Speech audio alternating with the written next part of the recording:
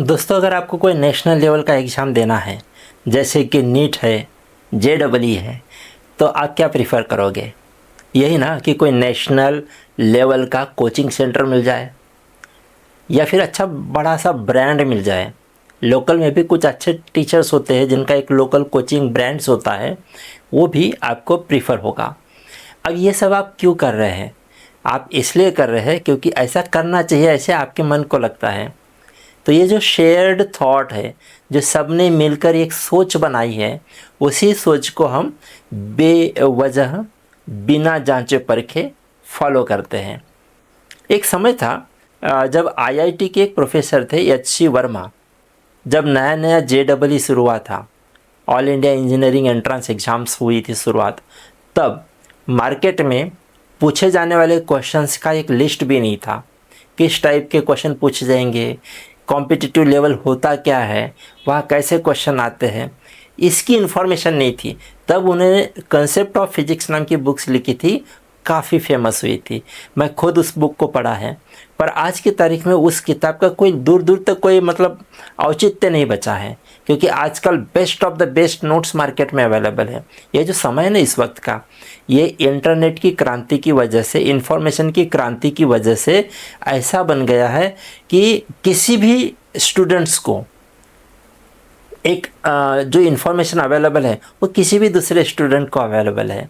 मतलब इसमें इन्फॉर्मेशन की अवेलेबिलिटी के आधार पर कोई एडवांटेज में नहीं है और कोई डिसएडवांटेज में नहीं है। मतलब इन्फॉर्मेशन इतना ऑनलाइन अवेलेबल हो चुका है, आप चाहो तो अच्छे अच्छे कोचिंग क्लासेस के पीडीएफ भी पायरेटेड मिल जाते हैं। मतलब इन्फॉर्मेशन का कोई प्रॉब्लम नहीं है, ना ही पढ़ाने वालों का कोई प्रॉब्लम है। आप अगर ऑनलाइन देखो तो आपको यूट्यूब में अच्छे से बेहतर टीचर्स पढ़ा रहे हैं। सवाल अब ये उठता है कि ये जो सोच हमने बनाई थी एक समय पहले कि जो ब्रांड्स है, जो इसी फील्ड में काम कर रहे हैं, जैसे नीट जो 20 साल से पढ़ा रहे, उसे तो पता होगा ना नीट कैसे होती है, और बाकी टीचर्स को तो पता नहीं होगा। ये जो सोच थी उस समय की, जब इन्फॉर्मेशन इतना ज़्यादा स्प्रेड नहीं हुआ था। आप देखो बच्चों को काफ़ी इन्फॉर्मेशन होती है, छोटे से बच्चों को भी इन्फॉर्मेशन होती है। तो अब सवाल इन्फॉर्मेशन का नहीं है, सवाल है कि आपका जो स्कोर या आपका जो रैंक है वो बनेगा किस आधार पे। तो इन्फॉर्मेशन तो सभी को अवेलेबल है, तो सभी को जो जो सुविधाएं अवेलेबल है वो कोई कैटेगरी के लिए आपको आगे नहीं बढ़ा सकती। तो जो आपको अलग से करना है वो क्या है? तो आपको अलग से क्या करना है, इन इन्फॉर्मेशन का यूज़ करना है। और दूसरी बात देखो, अगर आप अपना बहुतायत का समय, बहुत ज़्यादा समय ये बड़े ब्रांड्स के पास जाकर अपनी कोचिंग में खर्च कर रहे हो, जैसे कि आप एक क्लास में गए हो जिनके पास में बहुत ज़्यादा भीड़ है क्योंकि वो बहुत ज़्यादा फेमस है, तो जिनके पास में भीड़ है उनके पास में 100-150 बच्चे होते हैं। एक बैच की बात कर रहा हूँ, वैसे तो 1000-1500 बच्चे होते हैं, पर मैं एक बैच की बात कर रहा हूँ। 60-70 के तो ऊपर ही होते हैं, और उस बैच में उस सिटी के बेहतर से बेहतर स्टूडेंट्स भी तो होते हैं। तो एक बैच के अंदर अगर 4-5 बच्चे बैठे हैं जो टॉप रैंकर्स हैं, तो पूरी क्लास का अटेंशन, टीचर्स का अटेंशन, पढ़ाने वाले का अटेंशन सब उन्हीं के ऊपर है, उन्हीं को कंसिडर करके पढ़ाया जाएगा। और आप बस वहाँ पे एक श्रोता है, you are not the participant of that coaching centre या कोचिंग क्लास। आप वहाँ पे पार्टिसिपेट नहीं कर रहे हो, और जहाँ पार्टिसिपेट नहीं कर रहे हो तो that is equivalent to the online teaching. वो इक्वालेंट हो गया क्योंकि आप खुद पार्टिसिपेट नहीं कर पा रहे हो। अच्छा, दूसरी बात क्या थी कि पहले समझो अभी मैं एक कोचिंग क्लासेस शुरू कर रहा हूँ, तो मैं खुद कोचिंग में पढ़ा रहा हूँ, तो पॉसिबल ये है कि मैं अपने अनुभव को आपके साथ शेयर कर सकता हूँ।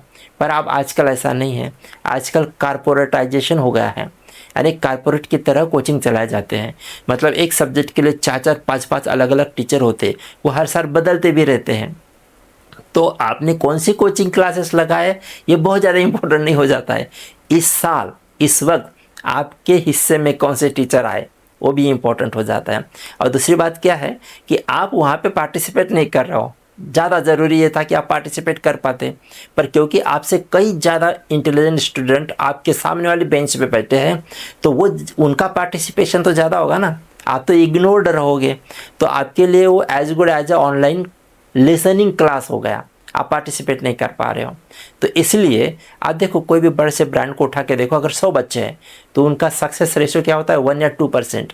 बाकी सब फेल हो जाते हैं। अब फेल होने का कारण ये नहीं है कि बच्चा बुद्धू है, बच्चे को अपॉर्चुनिटी नहीं मिली। साल भर तो वो भी पढ़ने गया था, इन्फॉर्मेशन तो अवेलेबल थी, लेकिन उस इन्फॉर्मेशन का उसने यूज़ नहीं किया। ऑनलाइन भी थी, उसने यूज़ नहीं किया। जानबूझ के अपना ट्रैवलिंग खर्च करके वो स्टूडेंट्स कोचिंग क्लास में जाते रहा। और कोचिंग क्लासेस में जाने के बाद मैं आपको ना एक कड़वी सच्चाई बताता हूँ।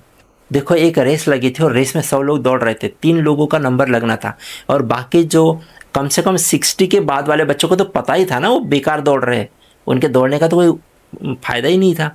पर अगर सोचो कि वो नहीं दौड़ते तो वो रेस चलती क्या।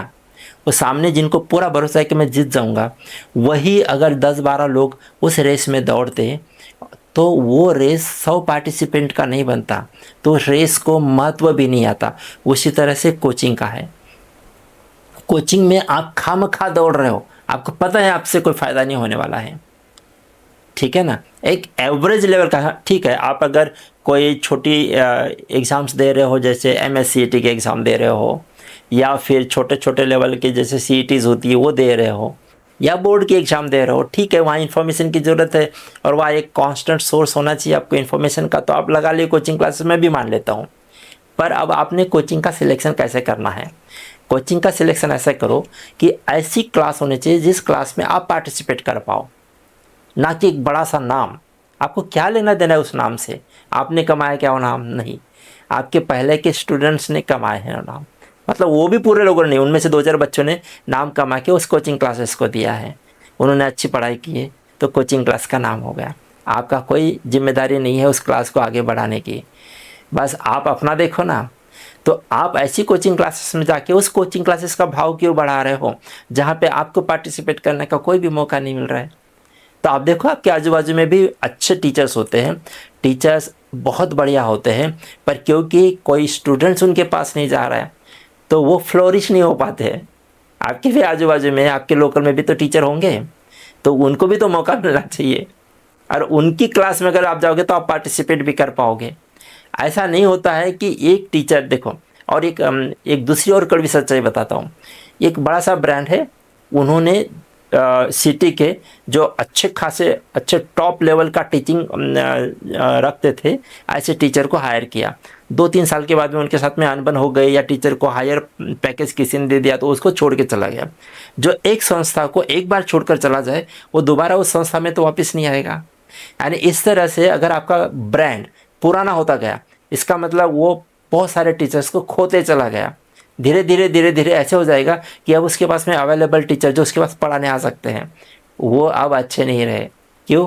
क्योंकि जो टॉप लेवल के टीचर थे कभी न कभी उनके पास पढ़ाया है और अब उसको छोड़कर चले गए, दोबारा उसी कोचिंग क्लासेस को ज्वाइन करना मुश्किल है, पॉसिबिलिटी कम है।